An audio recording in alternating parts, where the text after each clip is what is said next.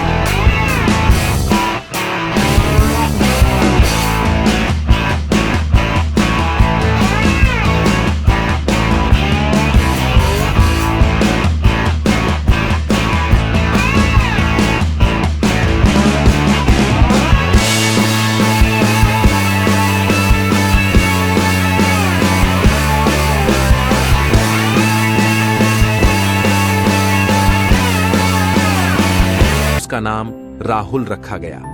अब राजा शुद्धोधन को बिल्कुल पक्का विश्वास हो गया कि अब यह कहीं नहीं जा सकता। एक दिन सिद्धार्थ ने कहा कि पिताजी, आज तक मैंने कभी अपनी राजधानी नहीं देखी। आपकी आज्ञा हो तो आज देख आऊं। राजा ने कहा, हाँ हाँ, अवश्य जाओ, अपना शहर देख कर आओ। एक सारथी को भी साथ में भेजा गया कि जाओ, राजकुमार को राजधानी घुमा फिरा कर लाओ। फिर भी राजा ने चाक चौबंद इंतजाम कर रखा था कि कहीं चूक न हो जाए। सिद्धार्थ के लिए राजधानी के प्रमुख मार्ग खूब सजाए गए थे, पर घूमते घूमते सिद्धार्थ ने थोड़ा उलट्टा मार्ग ले लिया। वे उस मार्ग से गुजरने लगे जहां पर तैयारी नहीं थी, और आज उनको बहुत आश्चर्य हुआ जब पहली बार उन्होंने एक बूढ़े आदमी को देखा, कमर झुकी हुई, पूरी चमड़ी में झुर्रियां पड़ी थीं। वह परेशानी और दुख से बेहाल था। उसकी चाल बहुत धीमी थी। बूढ़े की झुकी हुई कमर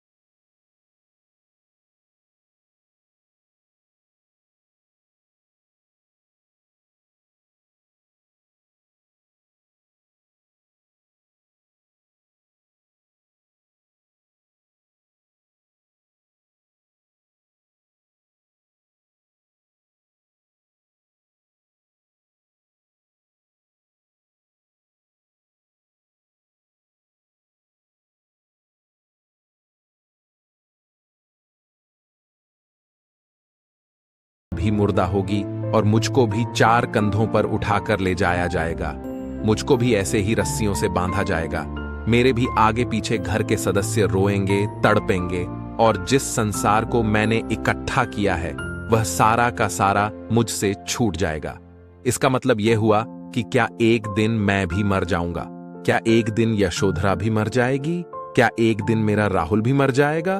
सारथी ने कहा, हाँ राजकुमार, एक दिन मैं भी मरूंगा, आप भी मरेंगे, यशोधरा भी मरेंगी और राहुल भी मरेगा, क्योंकि यह सब मरने के लिए ही पैदा होते हैं। उस रात सिद्धार्थ सो न सके।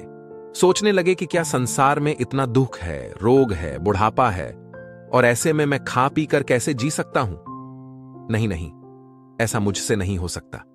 मुझे खोजना होगा उस तत्व को जो दुख, पीड़ा और शोक से रहित हो, जो भय, भ्रम और भूल से परे हो, जो अनंत आनंद से भरा हो, जिसे पाकर फिर और कुछ पाने की इच्छा न हो।